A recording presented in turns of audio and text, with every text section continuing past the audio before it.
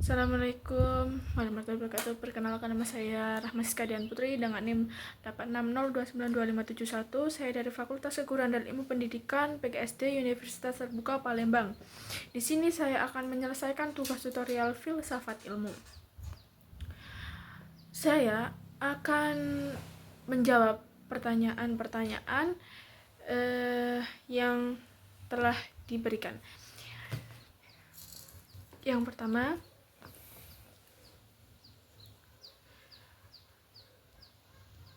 makna pilar dalam konteks pendidikan adalah dasar, landasan, atau tiang penyangga yang menjadi kekuatan utama dalam penyelenggaraan sistem pendidikan. Secara umum, pilar adalah tiang penyangga bangunan. Secara kiasan, ia bermakna pokok, inti, induk, atau penyangga utama yang menjadi penopang. Fungsi utama pilar dalam pendidikan tanpa pilar dalam pendidikan. Tanpa pilar yang kuat, sistem pendidikan akan kehilangan arah dan sulit menjawab tantangan perkembangan zaman. Pilar pendidikan bukan sekedar tiang mati, melainkan fondasi dasar filosofis sekaligus penguat sistem yang memastikan arah pendidikan tetap kokoh di tengah badai zaman. Pilar pendidikan UNESCO. Dalam konteks internasional, UNESCO mengemukakan 4 pilar pendidikan. Learning to know, belajar untuk mengetahui; learning to do, belajar untuk melakukan; learning to be, belajar untuk menjadi diri sendiri; learning to live together, belajar hidup bersama. Di Indonesia, konsep ini diadopsi dan diperkuat dengan pilar lokal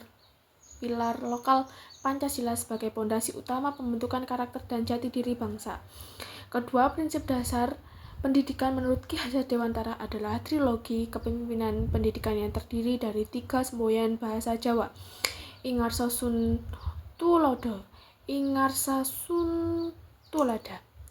Artinya, di depan memberi teladan, penjelasan guru harus menjadi contoh utama bagi peserta didik, bukan hanya melalui kata-kata, tetapi melalui sikap, etika, kedisiplinan, dan cara berinteraksi sehari-hari. Guru memimpin dengan memberikan contoh tindakan yang baik. 2. Ing Madya Mangun Karso. Ing Madya Mangun Karso artinya di tengah membangun kehendak atau motivasi. Penjelasan guru berada di tengah-tengah siswa untuk membangkitkan ide, prakarsa, dan motivasi belajar. Pendekatan ini mendampingi siswa dengan ide dan saran untuk membangun niat berkembang. Yang ketiga, Tuturi Handayani artinya dari belakang memberikan dorongan penjelasan. Guru memberikan dorongan, semangat, dan arahan dari belakang, mendukung siswa dan berkembang secara mandiri. Ketiga, analisis relevansi dan tantangan prinsip Ki Hajar Dewantara dalam era digital. Relevansi prinsip di era digital. Prinsip Ki Hajar Dewantara masih sangat relevan dan cocok diterapkan di era digital karena teknologi belum tergantikan perannya keteladanan dan bimbingan guru. Tantangan penerapan di era digital. 1. Tantangan dalam pembelajaran daring, tantangan literasi digital, tantangan pembentukan karakter, solusi, dan strategi penerapan. Relevansi prinsip untuk mengatasi tantangan. Ingarso Sun Tulodo. Guru memberikan contoh penggunaan teknologi dengan bijak, menunjukkan etika berkomunikasi di dunia digital. Tetap disiplin dan jujur meski dalam pembelajaran daring. In Madya Mangun Karso. Membangun motivasi belajar melalui platform daring, memberikan ide dan saran untuk mengembangkan kreativitas siswa, memberikan kebebasan prinsip untuk mengembangkan kreativitas. Tuturi Handayani mendukung siswa belajar mandiri melalui internet, video, dan aplikasi pendidikan, memberikan dorongan semangat meski dari jarak jauh, membimbing siswa menggunakan teknologi dengan bijak. Kesimpulan utama, prinsip ini tetap menjadi fondasi pendidikan Indonesia karena memanusiakan manusia dan membentuk karakter kuat menghadapi era digital. Dan yang terakhir, refleksi, yaitu ada 3 pilar Ki Hajar Dewantara menjawab persoalan pendidikan nasional saat ini. Persoalan pendidikan nasional yang terjadi, kualitas literasi dan numerasi rendah, hasil asesmen nasional dan PISA, karakter siswa yang belum optimal, nova moral, intoleransi, lemah etika, kesenjangan kualitas guru antar desa, pembelajaran yang terlalu berorientasi nilai bukan pemahaman, pendidikan digital yang belum terintegrasi dengan nilai moral.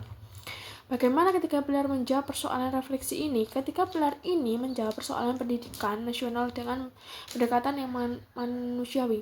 Pendidikan bukan sekedar transfer ilmu, tapi memperdekatkan manusia, membangun karakter, fokus pada budi pekerti sebagai fondasi, bukan hanya nilai akademis, memberdayakan siswa mandiri, namun tetap dibimbing, tidak pasif menunggu instruksi, relevan digital dan motivasi dan dorongan tetap bisa diterapkan meski dalam pembelajaran daring, berkeadilan pendidikan untuk semua tanpa diskriminasi status sosial atau ekonomi.